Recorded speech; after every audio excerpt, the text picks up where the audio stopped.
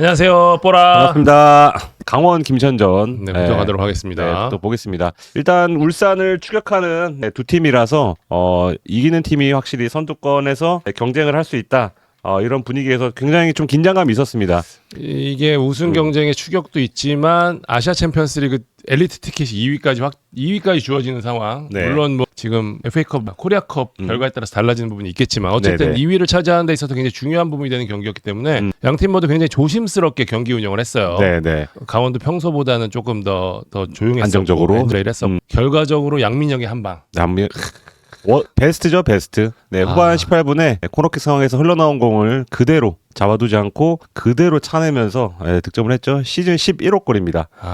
네, 이게 그 나이 때 당연히 11호 한 골 넣는 거는 당연히 처음이고 박주영급 아닙니까? 박주영급이죠. 네, 박주영 기록 봤더니 2005년에 리그에서 12골을 넣었더라고요. 근데 이제 컵대회까지 포함하면 19골인가로 늘어나긴 하는데 근데 그때의 임팩트는 확실히 좀 없는 것 같아요. 그때는 뭐 미디어 환경도 지금이랑 좀 달랐고 그때는 이미 에피소드에 갔을 때부터 스타였고 맞아요. 양민혁은 진짜 완전히 진짜 무명에서 나온 선수예요. 그렇죠. 근데 나이도 그때 박주영보다 2살 어린데다가 또 윙어고 박주영과 달리 그렇죠. 그런데 11골에 6도움까지 지금 공격 포인트로 따졌을 때 지금 5손가락 안에 들어가는 22세 때고도 K리그 베스트 11에 들어갈 만한 영풀은 뭐 이미 끝났고 양민혁이 PK골 있나요? PK 없습니다. 구매는 그때 PK 찼던 것 같은데. PK도 찼던 걸로 기억하고 양민혁 그래서 제가 좀 분석을 해봤더니 좀 재밌는 기록이 있는 게 그 퍼스트 터치에 의한 득점이 7골이나 돼요. 11골 중에. 기억해 보세요. 전북전 그 결 따라서 따라가다가 김진수 앞에 두고 때린 거 있잖아요. 골대 상단으로.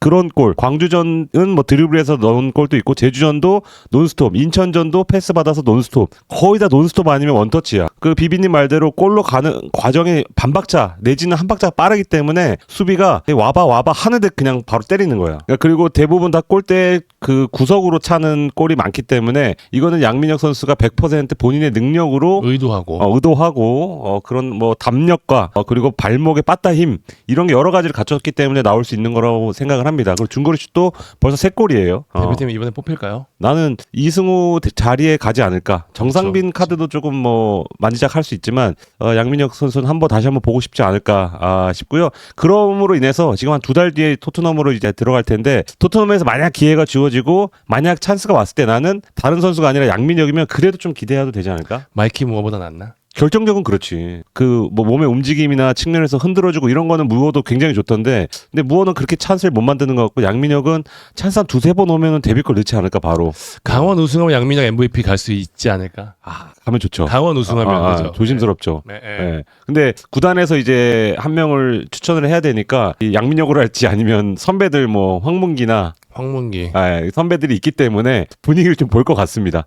근데 뭐 지금 분위기상으로 양민혁 아니면 황문기 같은데 뭐 울산이 하면 누가 될 것 같아요? 말 나온 김에. 울산 조현우죠. 조현우죠. 무조건이죠. 근데 또 요새 나는 고승범이 땡겨. 아니야. 조현우가 지난 몇 년간 사실 MVP 구단에서 후보를 올리잖아요. 좀 밀렸죠. 밀렸던 감이 있기 때문에 사실 작년에도 김영건보다는 솔직히는 더 조현우 선수가 맞다는 의견들이 좀 많았었거든요. 작년이 더 좋았죠 올해보다. 그렇기 때문에 아마 올해는 만약에 무조건 뭐 조현우를 올리지 않을까 싶습니다. 사실 강원이 상당히 얇은 스쿼드로 운영되는 팀이기 때문에 그때마다 고비가 있는데 이번에도 이제 변형 3백 이기혁 선수는 참 좋은 선수예요. 요새 완전히 미쳤어. 이기혁 선수는 정말 좋은 선수인 것 같아요, 진짜. 이 3백에 진짜 왼쪽에서 경기 풀어가지고 이런 거는 우리나라에서 지금 현재 K리그에서 이기혁보다 잘하는 선수가 있나 싶어요. 맞아요. 원래 이 선수였던 것 같아. 그러니까 그보다는 항상 높은 위치에서 뛰었었거든요. 근데 밑에가 좀 더 맞는 선수라는 생각이 점점 들더라고요. 그러니까 포백의 센터백 솔직히 말씀드리면 아닌 것 같아. 왜냐면 너무 잘 뚫리고 실수도 많고 본인도 부담스러워하는 것 같은데 딱 3백이면 어느 정도는 커버가 되고 본인 장점을 좀 더 발휘할 수 있는 약간 벤 데이비스 같은 느낌이 좀 나는 플레이가 많더라고요. 저는 이번 홍명보 10월 A매치 기간 동안에 이명재 선수가 이제 순간적으로 빌드업 형태에서 3백을 만들어줘서 비대칭으로 만들어가는 경우가 많았거든요. 거기서 이제 우리가 빌드업하고 풀어나가는 과정 많았는데 이명재 선수 대체자로 이기혁 선수 한번 써봤으면 어떨까라는 생각이 들 정도로 이기혁 선수 최근에 굉장히 좋습니다. 대표팀 한번 뭐 누구 어떤 전문가가 그랬는데 대표팀 한번 갈만하다고 하는데 왜냐면 뭐 김주성 선수 자리가 항상 뽑았잖아요. 왼쪽 왼발잡이 센터백을 뽑았는데 이격 카드도 한번 황목이 뽑았듯이 뽑는 것도 좋겠다는 생각이 들었고요. 이날 강원에 조금 좀 아쉬운 점이라고 한다면 김동현 선수가 네. 부상으로 이제 중간에 교체돼 나갔는데 조금 부상 상태가 조금 있어 보입니다. 네. 예, 일단은 당장 다음 경기는 이미 누적 경고로 뛸 수 맞아요. 없는 맞아요. 상황이라 강원 입장에서 뭐 그 부분은 다행이라고 할 수도 있을 것 같은데 부상 상태가 조금은 있어 보인다고 아직 결과를 제가 통보받지는 못했지만 네. 그런 상황 이현 선수도 아마 이번 경기까지 그러니까 이제 다음 경기가 울산전이잖아요. 네, 네. 울산전까지 출전이 어려울 거라는 내부 얘기라서 김동현, 이유현이 빠진 상태에서 네. 지금 이기혁 선수도 좀 3백 잘해주고 있으니까 올리기 쉽지 않은 상황이니까 그렇다면 김희석, 김강구, 김대우 선수도 부상이거든요. 김희석도 안 좋아요 몸이. 그러니까 김희석도 인제 복귀했단 말이에요. 네. 그러면은 지금 헨리랑 김강국이 쓰거나 아니면 김희석 선수가 선발로 뛰거나 이런 상황이 되는데 강원 입장에서는 굉장히 중요한 승부처인데 약간 지금 고민이 될 수밖에 없는 상황이긴 한데 이날 저는 개인적으로 강원 입장에서는 하나 호기진 게 가브리엘 좋더라고. 돌아왔어. 그 힘 좋아서 막 밀어붙이는 그게 되더라고요. 네. 예. 그래서 안 그래도 적어놨는데 버스트를 한 명 뽑아주면 누굴까 고민했는데 사실 김천은 팀 자체가 적기 때문에 뭐 전체적으로 좀 아쉬웠다고 하면 강원에서 한 명 저는 코바체비치가 뭐 승리한 팀에서 버스트 뽑는 건 참 그렇지만 그 강원 내에서 뽑자면 좀 아쉽더라고요. 이 선수가 처음에 와서 6경기에서 4골을 넣었어요. 여름에 와서. 그래서 좋다. 야구 대체자 찾았다 싶었는데 지금 6경기 이후에 골이 없어요. 그리고 이날은 아예 슈팅도 없었고 압박도 하고 연계도 하고 다 알아요. 근데 이 주변에 이선 자원들과의 호흡도 안 맞고 또 마무리도 안 되다 보니까 야구 1년차 같은 느낌이 좀 나는 거죠 이제. 송기준님 처음 인사드린다는데 반갑습니다. 자주 와주세요. 근데 이 타이밍에 또 가브리엘이 후반에 나와서 그 등딱과 그 괴물 같은 어떤 피지컬을 자랑하는 플레이를 보여서 이대로 가다가는 내년에도 또 이제 입지가 좀 좁아질 수도 있겠다. 김천은 역시 전방 쪽에 아쉬움이 좀 클 수밖에 없어요. 마무리가 안 돼. 김봉수, 박승욱 이 센터 라인은 상당히 견고하거든요. 역시 앞쪽에서 이 팀은 결국 이동경 선수가 마무리 좀 해줘야 되는 이동경 선수 최근 잠잠하고 있고 최근 또 안 좋습니다. 네. 또 이동준 선수가 부상으로 쓰러진 이후로 김승석 선수를 축으로 해서 굉장히 빠른 스피드로 역습을 노렸던 형태가 좀 잘 되고 있었는데 그 형태가 좀 무너지면서 다시 또 골을 넣는데 어려움을 좀 겪고 있는 상황인데 김천은 좀 고비를 넘지 못하고 어쨌든 뭐 우승권까지도 갈 수 있는 상황이었는데 지금 오히려 2위권까지 지금 승점 차가 벌어지면서 김천은 지금도 충분히 좋은 성적에 만족을 하고 있지만 유종의 미를 거둬야 될 것 같습니다. 다음 경기 수원FC와 서울전 가보겠습니다. 일단 수원FC가 서울 징크스 일단 깨지는 못했습니다. 최근에 계속해서 연패를 하고 있었고 서울에 왜 약한지를 좀 알 수 있었던 것 같아요. 전반전은 사실 수원FC가 거의 한 7대3 제 기준으로는 그 정도로 너무 잘했습니다. 서울이 뭘 못하는지를 정확하게 파악을 하고 나와서 측면을 일단 한번 흔들고 그리고 사이 공간 하프 스페이스를 잘 활용을 해서 서울 선수의 실수도 유도하고 근데 결국은 그 김천과 마찬가지 이유로 이제 마무리가 되지 않으면서 사실 이런 분위기에서 두드릴 때 열어야 되는데 못 여니까 이제 세트피스에서 루카스한테 전반 30분에 헤딩으로 선제골을 먹고 또 후반 되면은 또 손FC는 스쿼드의 힘이 아무래도 서울보다는 스쿼드의 또 양도 적기 때문에 바꿀 카드가 많지 않거든요. 근데 거기서 서울은 조금 더 힘을 얻었고 손FC는 힘이 점점 빠지는 그런 상황이 되다 보니까 서울이 승리를 하면서 승리를 하고 또 포항이 이번에 울산한테 지면서 서울이 4위로 올라섰습니다. 그래서 서울은 최소 4위를 해서 이제 아침에 나가겠다는 목표에 조금 더 가까워졌고 귀중한 승리였죠. 어쨌든 내용은 둘째 치더라도 그래서 결국은 루카스가 정말 비판을 한참 많이 받고 있을 때 한 방 터뜨려줬다는 것 자체도 가진 건 확실히 있다.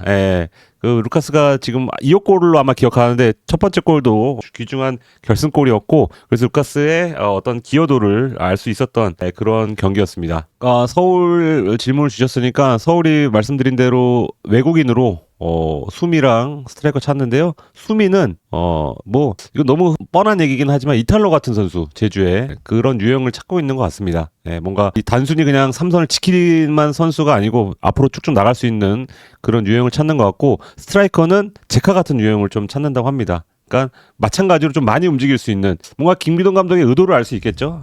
이게 그냥 단순히 정적인 선수 말고 정적인 선수가 아니고 공격진에서건 삼선에서건 많이 움직일 수 있는 선수를 지금 열심히 찾고 있는 것으로 그렇게 알고 계시면 될 것 같습니다. 김기동 감독이 제카를 워낙 잘 썼으니까 아마 수원FC는 지금 뭐 스카우트가 지금 동유럽 쪽으로 동유럽. 네, 지금 선수를 물색하러 갔습니다. 스트라이커 찾으러 갔고요. 아마 뭐 요새 보고 있으니까 많은 팀들이 지금 상스에 있는 팀들 같은 경우는 좀 여유 있게 내년 시즌을 준비할 수 있는 상황이 돼서 하스가 문제죠 사실. 네, 상스는 늘 이것저것 전지훈련이라든지 뭐 이런 부분들 준비에 있어서는 상당히 좀 빠를 수밖에 없습니다. 네. 기본적으로 강등에 대한 우려가 없기 때문에 그래서 좀 빨리 준비하고 있는 것으로 알고 있습니다. 호날두 선수는 아마도 재임대 가능성이 좀 높아 보입니다. 네. 아, 그래요? 그러니까 서울이 이번에도 엔트리에서 일단 모처럼 좀 빠졌고 출전 기회도 없고 선수는 좀 K리그는 만족하는데 서울에서는 뛸 자리가 없으니까 겨울에 좀 변화를 줄 가능성이 있습니다. 좀 원하는 데도 있고 K2에서는 특히 호날두. 호날두. 네. K2는 저거 먹힌다. 100% 먹힌다 얘기 많죠. 말컹이다 저거. 막 이런 그런 느낌이기 때문에 한번 보시면 될 것 같습니다. 네, 윌리안도 지금 검토를 하겠죠. 이제 지금 이 시점은 구단이 슬슬 이제 흔히 말하는 살생부도 만들고 다음 시즌 구상을 조금씩 하는 이제 시기다 보니까 윌리안을 어떻게 할지 윌리를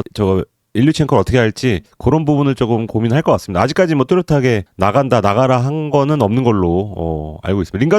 링가드 야자는 보낼 수가 없죠. 그 효과가 엄청난데. 그럼요.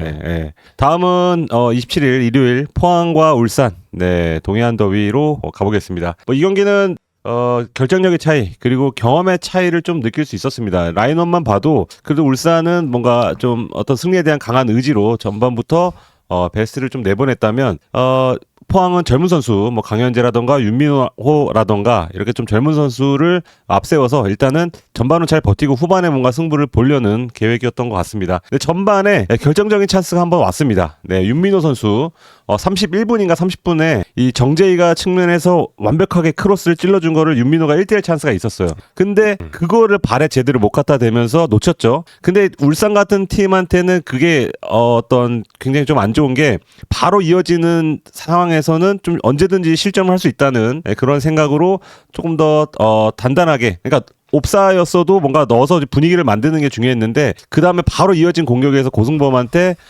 실점을 했습니다. 그러면서 이제 팀이 흔들리기 시작했는데 여기서는 고승범의 침투, 고승범 요새 침투하면 무조건 골 넣는 것 같아요. 포항 상대로도 벌써 2골 넣고 물이 올랐는데 그걸 떠나서 저는 이규백 선수의 어떤 마크가 굉장히 좀 잘못됐다. 일단 루빅손이 사실 큰 동작으로 페이크한 것도 아닌데 이규백이 지뢰 속아서 먼저 태클을 합니다. 그러니까 루빅손 입장에서는 크로스를 좀 더 편하게 할 수 있었고 주변을 살필 수 있었고 이규백이 거기서 이제 실수를 한 번 해서 선제골을 내줬고요. 근데 후반에 또 퇴장을 당하죠. 이거는 하프라인까지 올라와서 이청용 선수한테 한 박자도 아니고 한 2박자 늦은 태클로 스터드가 무릎 쪽에 닿으면서 빼박 다이렉트. 이 선수가 2004년생인가요? 그리고 올해 신인인 걸로 알고 있는데 올해 저거 동해안더비가 처음이에요. 또 심지어 이규백 선수가. 그러니까 이동희 선수도 사실 K1 경험이 많지 않다 그래도 그 K2를 경험한 것과 또 다르더라고요. 이규백 선수도 너무 긴장을 했는지 뭔가 만회하려고 했는지 너무 의욕이 없어서 주중 불이란 원정에 따른 체력적 부담이 있었어요. 포항 입장에서는. 네. 근데 거기서 일단 승부가 많이 기울었죠. 여기에 주민규 선수가 106일 만인가요? 후반 19분에 추가골까지 넣으면서 울산이 최근 동해안 더비 중에서 가장 좀 편안하게 승리한 그것도 적지에서 승리했으니까 엘 클라시코의 레알 마드리드처럼 뭔가 좀 포항 팬들은 상당히 좀 기분이 안 좋았을 것 같은 그리고 반대로 울산 팬들은 거의 우승이다. 이런 분위기가 나올 만한 그런 중요한 경기였던 것 같고 베스트를 하면 꼽자면 고승범을 안 할 수가 없습니다.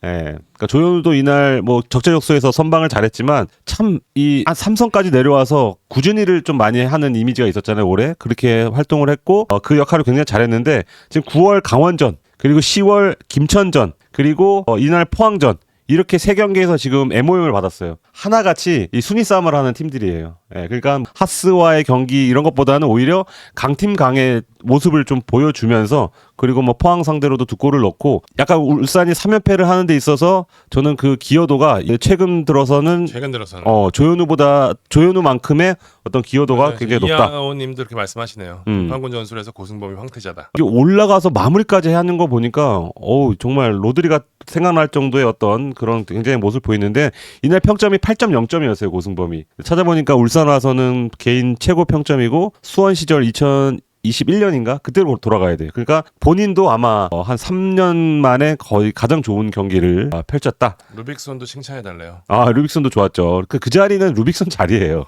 그러니까 루빅손 기술이 이렇게 누구죠? 아라비 이런 선수보다는 떨어질지 몰라도 루빅손의 어떤 치달이나 그런 기동성이 고승곰의 기동성만큼이나 루빅손의 기동성이 필요하다는 걸 이날 다시 한번 알 수 있었고 워스트는 이규백으로 해야죠. 이규백으로 해야 되겠고. 계속 물어보네. 최강민 평가도 해주세요. 최강민 선수도 무난했던 걸로. 이렇게 막 두드러지는 않았던 것 같습니다. 그러니까 헌신적인 플레이는 보였는데 백에 어울리는 자원이긴 하죠. 근데 이 자리에 장기적으로 키워야 되니까 최강민 선수는 원래 10번 출신입니다. 제가 그때 홍명보 감독 아마 첫 번째 경기 3팩 같은 첫 번째 올 시즌 첫 번째 경기 때 최강민 선수 너무 잘해가지고 에이전트들이랑 그때 제가 술자리 하고 있었는데 와 최강민 잘하네 그랬더니 걔 그러면서 걔 원래 10번이야 그 얘기 하더라고요.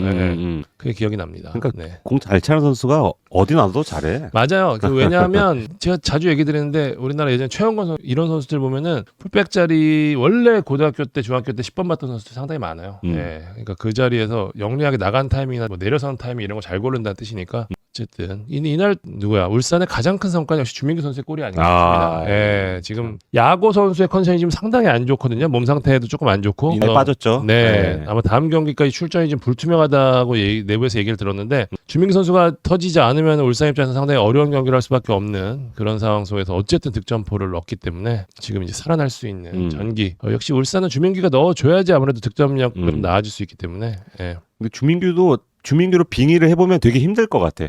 왜냐 지금까지 K리그에만 집중을 했었잖아요. 커리어 10년 동안. 근데 이 대표팀을 갔다 오니까 좀 힘든 거지. 중동 원정도 갔다가 와서 또 ACL까지 치러야 되네. 경기가 뭐 이렇게 많아. 이동은 또 왜 이렇게 많아. 그거 좀 힘들었을 것 같고 거기에 또 야구 선수가 오면서 약간의 좀 부담감도 아마 느꼈을 것 같고 또 아내도 임신했잖아요. 또 거기도 또 신경을 좀 안 쓸 수가 없고 또 팀 감독 바뀌면서 전술도 조금 전방 압박을 조금 더 강조하는 스타일로 바뀌다 보니까 거기에도 적응을 해야 되고 그런 게 조금 쌓인 게 아닌가. 그래서 100일 넘게 침묵한 게 아닌가. 네, 라디오 헤드님 아라비제 선수도 부상은 아닌데요. 야구 선수와 비슷하게 지금 현재 몸 상태가 정상이 아니라고 합니다. 그래서 지금 이번 경기도 또 좀 출전이 불투명하다는 이야기를 내부에서 전해줬습니다. 그리고 포항 팬들도 계실 테니까 뭐 한 가지 조금 전해드릴 내용이 있는데 일단 FA가 굉장히 많아요. 다 아시는 대로 뭐 김인성, 뭐 허용준, 김종우, 정재희, 백성동, 뭐 신광훈, 윤평국 거의 지금 주력의 거의 절반 가까이가 뭐 매년 있는 일이라고는 하지만 올해도 FA가 많은데 여기를 아마 선택적으로 잡겠죠. 그래서 아까 말씀드린 FA 중에 이제 윙어가 많거든요. 윙어 포지션이 많다 보니까 여기가 그래도 좀 정리가 될 것 같은 분위기인 게 지금 K리그 2에서 좀 괜찮은 평가를 받는 선수 한 명이 지금 포항과 좀 가까워졌습니다. 이 선수는 지금 단계에서는 여러 가지 이슈로 인해서 이름은 말씀드리지 못하지만 이 선수를 원하는 팀, 뭐 수원 삼성부터 뭐 수원 FC, 뭐 부산, 아산, 전남 굉장히 많습니다. 일단 빠르고요. 두 번째 FA입니다. 그러니까 그리고 연봉도 당연히 비싸지 않고 나이도 어리기 때문에 발디비 아니고요. 그렇기 때문에 많은 팀들이 노리는데 포항과 조금 더 가까워진 것으로 알고 있습니다. 만약 이 선수가 영입이 된다면 아마 기존에 있는 FA 윙어 FA 중에는 좀 정리가 이루어지지 않을까 이런 생각이 듭니다. 네. 자, 다음 경기 가볼까요? 아우 뜨거웠던 대전 다녀왔죠? 제가 다녀왔어요. 어떠셨는지. 근데 가는데 지하철에서 대구 팬들만밖에 안 보이잖아. 너무 많이 오셨더라고요. 우리가 운 떼자마자 감사합니다. 감사합니다. 대전 아무튼 제가 지하철 타고 가고 있는데 와 실제로 경기장 딱 갔더니 대구 팬이 너무 많이 오신 거예요. 3,000 몇 명? 상당히 많이 오셨더라고요. 역시 이 강등의 위험에 있을 때는 확실히 팬들이 하나로 뭉치는 게 있습니다. 아마 지금 모든 서포터들이 지금 총력을 기울여서 우리 팀 떨어지면 안 돼하고 응원을 하고 있는데 그런 부분들이 선수들한테 잘 전했으면 좋겠어요. 뭐 인천, 뭐 전북, 제주, 뭐 광주, 대전 뭐 할 것 없이 팀 계신 팀들은 참 좋은 팬들 만나고 있다. 우리 열심히 뛰어야 된다는 생각해야 될 것 같아요. 나도 제주공항에서 전북 팬들도 인사를 드렸는데 좀 마음이 그렇더라고. 여기까지 왔는데 또 이기지 못한 모습이. 말씀을 이어가시죠. 네, 어쨌든 경기는 대전이 더 큰 스코어로 이겨도 이상하지 않은 경기였습니다. 대전은 확실히 이 김준범, 마사, 최건주, 윤도영 여기서 눌러놓고 하는 정몽기 언니 감사합니다. 놓고 하는 이 강한 압박 그리고 여기서 빠르게 넘어가는 트랜지션. 저는 이 지금 대전 형태가 상당히 잘 갖춘 게 뭐냐면 밥신이랑 누구야 김준범 선수의 호흡이 상당히 좋은 게 어느 순간에도 갑자기 김준범 선수한테 프리가 나요. 그래서 거기서부터 역습으로 올라가서 김준범 선수의 패스 선택에 의해서 좌우되는 속도가 상당히 빠르거든요. 예, 저는 그 부분 김준범 선수 그래서 지금 형태에서는 마사도 물론 중요하지만 김준범 선수가 굉장히 핵이 아닌가라는 생각이 좀 다시 한번 들고 어쨌든 전체적으로 대전은 이 베스트 라인업이 물론 왼쪽 백이 조금 애매하긴 합니다만 이상민 선수 다음 경기 돌아올 거라고 하고요. 예, 이렇게 되면 사실상 지금 형태에서가 마지막까지 좀 유지가 되지 않을까라는 생각이 좀 듭니다. 예. 굉장히 좋은 경기 보여줬고 대구는 시작부터 좀 불운했죠. 이탈로 선수 이른 시간에 부상으로 나갔었고요. 중요한데. 네. 전체적으로 좀 상대의 강한 압박. 그 마사 선수의 골도 고명석 선수의 실수에서 비롯된 거였고요. 네. 이런 약간 원래 오히려 상성상으로는 대전이 좀 대구한테 힘들어하는 경향들이 좀 있었는데 이날은 오히려 대전이 그걸 뛰어넘는 압박의 강도를 보여주면서 대구가 좀 상당히 좀 어려웠던 경기. 후반에 막판에 이제 찬스가 주어졌지만 세징야 선수의 실축. 네. 자꾸 부상 얘기만 있어 제가 부상이라고 그랬네요. 페널티 실축. 페널티 실축. 저는 그거 모든 그 자리에 있었던 사람들이 아이고 1대1이네라고 얘기했을 거예요. 황선홍 감독도 그 얘기 하더라고요. 네. 근데 어쨌든 실축을 하면서 대전이 1대0 승리를 거뒀습니다. 대전은 이날 승리로 인해서 어쨌든 9위까지 올라가면서 잔류를 위한 큰 걸음을 뗐고요. 대구는 밑으로 내려가게 됐습니다. 이거 어쨌든 지금 흐름으로서는 대전이 가장 파이널 B로서 저는 제주보다 대전이 파이널 B 모드로 더 전환이 잘 됐다는 생각이 선수들의 전체적인 의지, 스타일상 이게 파이널 B에서 가장 잘 먹히는 유형의 플레이가 아닌가라는 생각이 상당히 좀 많이 듭니다. 지금 수비진에서 김현우 선수 상당히 잘해주고 있고요.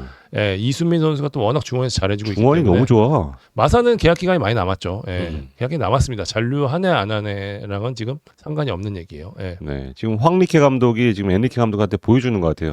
제로톱은 이렇게 써라. 네, 물론 비교하기 좀 그렇지만, 근데 제로톱 없이 이런 경기력을 계속 유지하고 그래도 골도 넣고 결과 만드는 거는 저는 K리그에서 상당히 어렵다고 보거든요. 항상 뚝배기 박아놓고 시작하는 게 많은데 그거를 잘 만들었습니다. 오랜 기간 동안. 어쨌든 황선홍 감독이 확실히 제로톱은 좀 뭐라 그러죠? 이해도가 좀 있는 것 같아요. 확실히 잘 만들고, 예, 그 같이 이제 전북도 현재 상태에서는 제로톱에 가까운 형태인데 전북에서 골 넣는데 어려움을 겪고 있거든요. 네. 반면에 대전은 어쨌든 득점 자체는 좀 상당히 잘 만들어내고 있는 상황이라 이쪽에 대한 확실히 근데 황 감독도 계속 구택을 기다리고 있어요. 예, 선수가 지금 이제 피지컬 파트로 넘어갔거든요. 한두 경기 잘하면 뛰겠네요. 네, 이번 경기 무리하면 뛸 수 있을 것 같고요. 근데 아마 무리하진 않을 것 같고 제 생각에 다음 경기부터 뛰지 않을까 싶습니다. 왼쪽엔 오재석 선수가 좀 부상이 있긴 한데 이상민 선수 복귀하고요. 누구죠? 이름 갑자기 안 나네. 강윤성 선수도 복귀를 했죠. 네. 김현우 선수는 안 좋은 일을 겪으셨는데 예, 한가 고인의 명복을 빌도록 하겠고요. 지금 들어보니까 올해 좀 투병 생활을 하셨대요. 김현우 선수가 삼형제 중에 김정님 감사합니다. 삼형제 중에 막내인데 그날 경기 대구 이기고 바로 내려갔다 그럽니다. 부산에. 근데 그날 28일 넘어가는 새벽에 돌아가셨어요. 아이고. 그러니까 거기 장례식장 온 사람들이 아버지가 그래도 막내 아들을 좀 끝까지 기다렸다. 막내 아들 오는 거 보고 돌아가시려고. 그러니까 선수도 지금 이제 오늘까지 휴가여서 아직은 좀 부산에서 장례를 좀 발인까지 보고 아마 내일 정도에 올라오지 않을까. 그러니까 그 동안에 현우 선수가 굉장히 좀 마음이 좀 아팠을 것 같아요.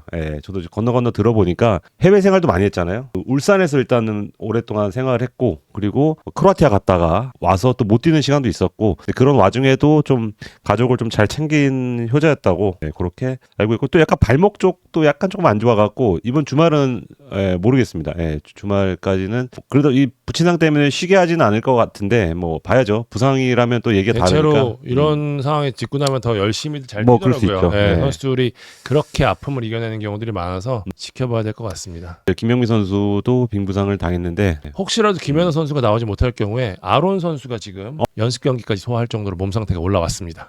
네. 세징야 얘기를 많이 하시는데 왜냐하면 진 것도 진 거지만 이제 우리 동상 아저씨가 아프면 안 되니까 조금은 부상이 좀 있는 것 같죠? 있는 것 같습니다. 대구에서 뭐 이렇게 막 확인해 주려고 하진 않더라고요. 근데 저도 이제 다른 로스를 통해서 좀 들어보니까 부상이 조금 부상인 것 같습니다. 네. 근데 뭐 어느 정도 출전을 못 하고 이런 건 아직 확인이 안 된 상황이니까요. 일단은 갈비뼈 쪽에 문제가 있는 거는 좀 확실해 보입니다. 일단 이번 경기 출전 여부가 가능한지 저희가 또 계속해서 체크를 해서 있으면은 여러분들께 알려드리도록 하겠습니다. 이탈로 선수는 좀 부상이 있다고 합니다. 아이고야. 이탈로 선수는 잘하면 시즌 아웃까지도 갈 수 있을 것 같아요. 아이고. 네네. 제주 전북전. 네. 신상원 선수는 계속 부상입니다. 네. 제가 다녀왔는데 뭔가 저는 감독의 어떤 연륜, 감독의 경험차를 확실히 좀 느낄 수 있었습니다. 물론 객관적 전력은 전북이 더 높고 라인업만 봐도 제주가 쉽지 않겠다는 생각이 들 법한 선발도 그렇고 백업도 그렇고 그런 경기였는데 제주 김호규 선수 지금 아이고. 이랜드에 있습니다. 네. 감사합니다. 네, 감사합니다. 네. 근데 일단 그 김학범 감독이 준비한 대로 전북이 끌려왔습니다. 오히려 전북이 주도하는 것 같지만 큰 그림은 김학범 감독이 그렸다. 측면을 열어둬서 측면 니네 와봐라. 문선민 전병헌 파고 들어봐라. 어차피 니네가 할 수 있는 선택지는 많지 않다. 크로스 해봤자 우리 임채민, 송주훈 그리고 큰 등치 큰 수비수들이 걷어낼 수 있다는 자신감이 있었던 것 같고요. 약간 그거랑 비슷하네요. 그 유도원 감독이 누구지? 나도 황명호는 나더라고. 그 정도까지는 아니. 근데 나더라고 공간은 약간 열어주긴 했지만 누가 왔을 때는 바로 안태현이든 지금 이주용이든 요새 이주용 좋거든요. 좋아요. 달려드는 수비를 하면서 신명호. 어려웠죠. 근데 김대현 감독이 조금 생각이 좀 많았던 것 같아요. 일단 그 대전처럼 비슷한 제로톱이라고 하더라면 그 송민규를 앞에 세워서 송민규 보고 이제 임채민을 좀 끌어와서 그리고 그 뒤 공간으로 문선민 전병관으로 파고드는 그런 루트를 생각했는데 그것 역시도 완벽하게 읽혔습니다. 근데 임채민이 끌려 나오지만 그래도 공은 주지 않는 뭐 그런 단단한 수비를 보여줬고 저는 이 경기에선 골은 송주훈이 넣었지만 일단 제 개인적으로는 임채민이 MO입니다. 전반에 중요한 클리어링을 아주 많이 했기 때문에 그 정도로 임채민으로 인해서 전북이 하고 싶어하는 플레이가 되지 않았고 전반에 골이 안 나왔죠. 뭐 송민규 찬스도 있고 있었지만 골이 안 나왔을 때는 이미 저는 거의 한 골 먹은 거나 다름없다. 심지어 지금 제주 최근의 페이스 제주의 그 전반 수비 후반 공격 그 패턴에 후반에 말릴 수 있겠다 싶었는데 아니나 다를까. 그 후반 25분에 송준 선수에게 헤더. 거기서도 사실 마크가 없었던 것도 참 의아하고 근데 그 전에 분명히 제주가 공격을 할 거라는 걸 알았을 텐데 장신 공격수 끝까지 투입하지 않아 마지막에 투입했고 그러면서 송주를 놓친 것도 이건 전략적인 실패다라고 볼 수밖에 없어요. 지금 티하고 다치고 이런 내부 사정이 있겠지만 김대현 감독은 어떤 위기에 빠졌을 때 뭐 정신력이나 뭐 결단력 이거는 뭐 손에 잡히는 건 아니지만 그런 것보다는 자꾸 전술로 이 포메이션으로 뭔가를 좀 활로를 찾으려고 하는 것 같은데 그게 지금 안 먹힌다는 게 너무 큰 문제예요. 그래서 조금 더 이제 잔류에 가까워지려면 뭔가가 좀 해법을 찾아야 되는데 이날 경기를 보면서 전북은 조금 더 산으로 가나? 이런 느낌이 들 정도로 약간 컨셉도 조금 잘못 잡은 것 같고 번지수도 조금 잘못 찾은 것 같고 선수들의 몸 상태도 좋아 보이지 않고 무엇보다 응집력 같은 게 전혀 느껴지지 않았습니다. 그래서 김정 감독이 사실 그 제가 처음에 말씀드린 감독의 연륜 차이가 이런 게 아닌가. 김학범 감독 어쨌든간 자기가 하고 싶었던 축구가 있었지만 그거를 과감하게 일단 내버려 두고 그리고 이제 수비 축구로 다시 바꿔서 지금 반등을 한 거잖아요. 10월 달에. 지금 인천도 사실 이따 얘기할 거지만 마찬가지로 승부처로 가면은 자기들이 잘했던 축구 그다음에 일단 지지 않는 축구가 좀 우선적이긴 하거든요. 물론 전북 정도의 스쿼드 되는 걸로 마냥 내려서 하는 것도 쉽지는 않은 선택이긴 하지만 어쨌든 지금 전북은 사실 급할수록 돌아가고 어려울수록 단순하게 하라는 얘기들이 많은데 맞아요. 전북은 지금 그거와 역행하고 있는 상황이라 아까 얘기한 저는 딱 그 감독 연륜 차이라는 부분에서는 확실하게 이날 경기는 두드러지게 나타난 것 같습니다. 너무 복잡해요, 뭐가. 그러니까 뭔지 아마 선수들은 100% 이해할까 싶은 거예요. 막 내려서고 측면 파고들고. 근데 크로스 상황이 너무 많은데 그러면은 제주 상대로 쉽지 않잖아요. 높이도 안 되죠. 그러니까 밑으로 주는데 밑은 다 이주용이나 누가 다 꿰뚫고 있고.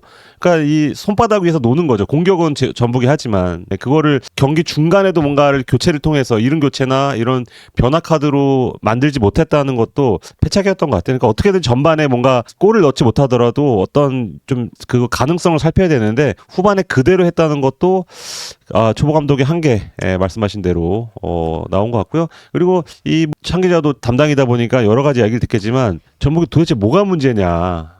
저도 여기저기 전화 왔어요? 아니요. 스팸. 여기저기 좀 많이 물어보고 했는데 가장 많이 하는 얘기가 그 응집력인 것 같아요. 결속력, 뭐 원팀 정신 이런 게 최근 몇 년간 조금씩 떨어지기 시작했는데 올해 안 좋은 게 다 나온다. 누구랑 뭐 누군 사이 안 좋다. 뭐 이런 소문도 좀 돌고 있고 누구랑 누가 부딪혔다 하더라. 그러니까 이런 게 사실 뭐 어느 팀에나 있지만 유독 전북 선수들끼리는 뭐 좀 약간 따로국밥처럼 개개인 플레이를 하는 것 같다.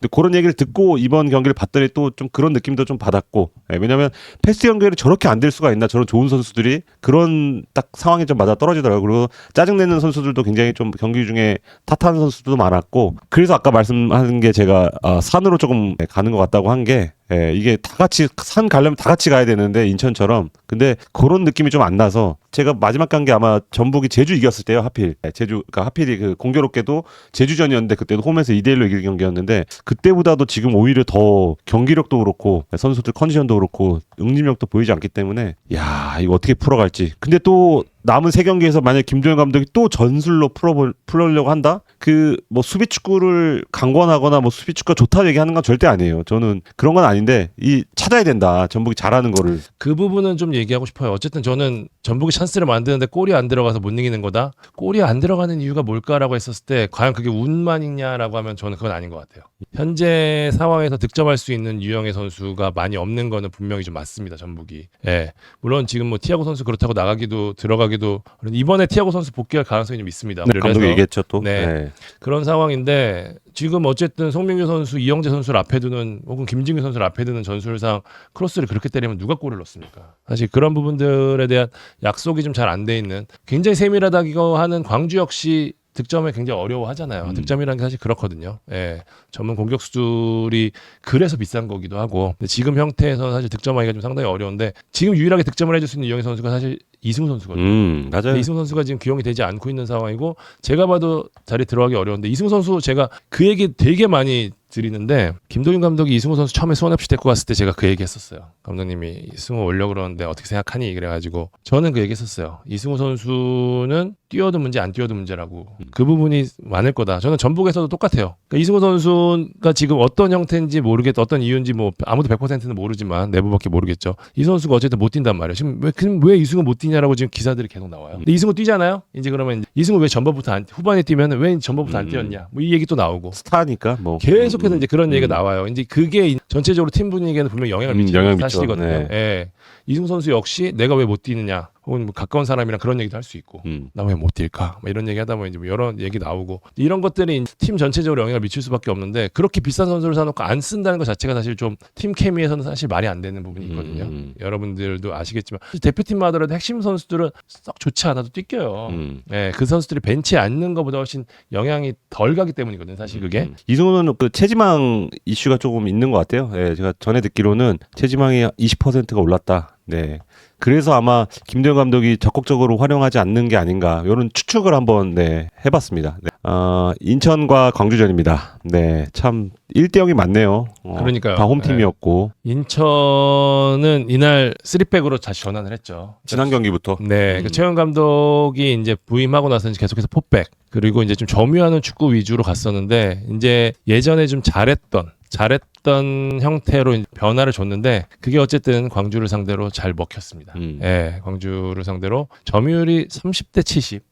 예, 그래서 어쨌든 인천 입장에서는 굉장히 어려운 상황에서 승리. 이게 되게 인천 입장에서는 이날 했었던 게 뭐였냐면, 아코디언님 감사드립니다. 아코디언님 감사합니다. 네. 우리가 이날 광주 이기고 전북이 제주한테 지고 전북이랑 이제 맞대결 할 때 우리가 한번 승부를 걸어볼 수 있겠다. 이게 마지막 시나리오였는데 이번 라운드에 딱 그대로 됐어요. 예, 그래서 아마 인천 입장에서는 아마 다음 전북전에 상당히 승부를 이제 걸 수 있게 되는 아주 귀중한 승리를 얻게 된 게, 그래서 굉장히 좀 고무된 승리가 아니었나 좀 싶습니다. 사실 지금 상황에서 뭐 경기력도 중요치 않고, 예, 어쨌든 결과를 잡는 게 상당히 중요하기 때문에, 일단은 인천 입장에서는 이날 무고사 선수의 8월 31일 이후로 첫 번째 골이라고 하는데, 무고사의 득점포까지 터지면서, 사실 인천은 역시 무고사, 제르소 이 선수들이 터져야 되거든요. 그렇기 때문에 이 부분들이 여러모로 굉장히 잘 맞아 떨어졌어요. 예, 선수들도 하고자 하는 의지도 좀 분명히 보였던 경기였고, 그렇기 때문에 광주 입장에서는, 근데 광주도 역시 아직까지 잔류가 확정되지 않은 상황인데 이날 경기 지면서 사실 좀 불안해지는 부분도 좀 분명히 좀 있거든요. 예, 광주도 이제 또 아챔도 좀 하면서 이제 하고 있는데, 광주도 이제 마지막까지 조금 안심은 못하죠. 쫄리는 상황이 됐습니다. 네. 네. 그러니까 무고사 선수의 득점과 마사의 득점 전 굉장히 좀 비슷하더라고요. 사실 잘 만들어서 넣은 것보다는 굉장히 좀 의지로 넣었다 그래야 되나? 뭐 윤도영 선수의 압박, 그리고 마사가 끝까지 공을 그 집중력 있게 찬 것도 그렇고 무고사도 마찬가지죠. 그 전에 김경민이 계속 막았어요. 예. 그런데 마지막에 결국은 무고사가 마무리를 하는 그런 집중력이 만든 좀 승리라고 보여지고 전반은 사실 뭐 3백보다는 5백에 가깝죠. 굉장히 그렇죠. 수비도 하고 또 이 수미에 문지한 들어간 게 굉장히 큰 것 같은데 문지한까지 같이 수비를 하다 보니까 광주가 거의 아무것도 못했죠. 네, 그 광주가 점유율은 높았지만 슈팅이 한계가 그랬습니다. 전반에. 근데 이 한편으로는 인천이 최근 들어서 좀 좋은 경기를 했다는 평가도 할 수 있지만 후반전을 봤을 때는 또 완전 광주 페이스였거든요. 광주가 거의 한 2골을 넣었어도 되는 그런 찬스가 많았고 허율도 그렇고 아산이 골대도 그렇고 그 말은 인천은 아직 조금 더 봐야 된다. 예, 이게 90분 내내 유지할 수 있는 게 아니에요. 이 축구가. 이미 후반 초반에 지쳐서 내려선 것도 나중에 템백한 것도 결국은 좀 지쳐서 내려선 것으로 저는 보기 때문에 인천이 이 조성한식 축구를 다시 주입을 해서 그 좀 살아남으려고 한다는 컨셉은 오케이인데 이거를 후반전까지 유지할 수 있느냐, 예, 그거는 조금 더 봐야 될 것 같습니다. 네. 문지한 선수 있고 차이 좀 있어요. 네. 신진호 선수는 남은 시즌 동안에 출전 불가능한 상황이거든요. 그렇기 때문에 지금 주원을 해줘야 되는 선수가 문지한 선수인데 지금 잘해주고 있습니다. 예. 문지한 그렇게 해주죠. 김도영 뭐 측면과 가운데 계속 오가면서 이날도 약간 좀 변화를 줬더라고요. 정동윤이 윙백으로 나왔는데 정동윤이 약간 가운데로 들어오면서 서로 위치도 바꿔가면서 근데 그렇게 해서 선제골도 나왔고 근데 그렇게 무조건 전임 감독을 따라하는 게 아니고 최용 감독도 본인만의 어떤 디테일을 조금 주입을 해서 예, 맞습니다. 수미처럼 써서 거기서 뭔가를 좀 만들었다는 것도 포인트가 될 수 있다. 예, 그렇게 아이디어를 자꾸 내야지 팀이 조금씩 득점도 나오고 그리고 이 제르소가 확실히 좀 살아난 게 딱 이 시스템이 좋은 것 같아. 제르소는 무거워서 내려가가지고 제르소 뛰어들어가고. 그러니까 손흥민이 케인 있을 때 펄펄 나간 것처럼 수비가 좀 안정적이어야지 본인이 수비 부담도 좀 덜하고 겁나 뛰어야 되겠다. 그러니까 뭐 지금 광주 선수들 뭐 그 스피드로 제치고 이런 모습이 제르소한테 좀 무고사도 무고사지만 제르소한테 남은 세 경기 좀 기대를 걸어봐도 되지 않을까. 네. 그러니까 진짜 알면서 못 막죠. 제르소는 맞아요. 제일 빠른데 신강대님 감사합니다. 감사드립니다. 5초 뒤 내가 맡았어. 막 치고 달려 그냥 너무 웃겨. 네. 그리고 광주는 창기장 왜 그런다 생각해요. AL과 리그가 너무 달라. 잔디. 이정효 감독도 여기 하니까 잔디도 있겠죠. 잔디가 크죠. 잔디가 일단 그 안에서 하면 선수들이 좀 부담 없이 한대요. 용인에서도 좋았다 그러고. 네. 잔디가 좋으면 그 부분에서 선수들이 하고자 했던 플레이가 된대요. 이게 안 되는 게 안 될 때가 있거든요, 진짜. 예. 잔디 있고. 네. 여러분 또 뭐라 생각하십니까? 저도 페트가 저 말하려고 했는데 아산이인 것 같아요. ACL 팀들은 굳이 아산이를 그렇게 밀착마크하지 않아요. 그러니까 아산이 모르는 건 아니지만 능력을 그냥 우리도 5대5로 한번 붙어보자 하고 나와요. 가와사키, 요코하마, 조우루 다 그랬어요. 그러다 보니까 광주한테 역습도 허용하고 아산이한테 프리 찬스도 많이 나왔는데 이번에 보십시오. 인천 아산이 안 내버려둡니다. 그 사이에서도 아산이가 찬스를 만들었지만 그런 차이가 굉장히 큰 것 같아. ACL은 이제 광주도 검증이 좀 안 됐다 보니까 니네 해봤자 얼마나 해? 한번 같이 해보자 하니까 다 털린 거고 K리그는 이제 작년에 이미 한번 다 경험해봤잖아요. 팀들이 2번은 안 당한다. 그런 것도 있죠. 전술적으로. 그래서 지금 조금 일본 팀 4연전이잖아요. 네. 이번 경기에서 빗셀 고베가 어떻게 나올지에 대한 부분도 제일 많은 중요하지. 관계자들이 좀 보고 있더라고요. 네. 예. 광주가 한 6, 70억 쓰죠? 저기가 선수 연봉으로. 근데 고베가 400억 아니면 500억 쓴대. 예, 제일 많이 써. 거의 동아시아에서는 거의 따라올 팀이 없을 거예요. 이니에스타 나가도 그렇게 써요. 유럽에서 데려오면 그냥 뭐 30억, 40억 준대. 그 잔디 좋죠, 환경 좋죠, 그리고 선수 구성 좋죠. 이번에 진짜 시험대 같아. 광주한테는. 네. 오사코 유아 엄청 주고 지금 고베 밑에 있다가 지금 선조권이에요. 지금 마치다가 내려오고. 요 경기가 정말 전 가서 보고 싶을 정도로 고베 잡으면 정말 대박이죠. 유영 감독 가뜩이나 지금 일본에서 지금 입김이 있는데 더 아마 주가가 올라가지 않을까 싶습니다. 전북 감독 후임 감독설 이야기 계속 하시는데요. 제가 몇 번 확인하고 물어보고 관계자들도 그렇고 얘기했는데 일단은 전북은 김도영 감독에서 크게 바뀔 생각이 없습니다. 올해도 마찬가지고 내년도 비슷합니다. 지금 모르죠. 강등을 할 경우에는 어찌 모르겠습니다만 현재 상황에서는 김도영 감독에 대한 신뢰가 대단히 높습니다. 그건 확실합니다. 감사합니다. 오늘 들어주셔서 감사합니다.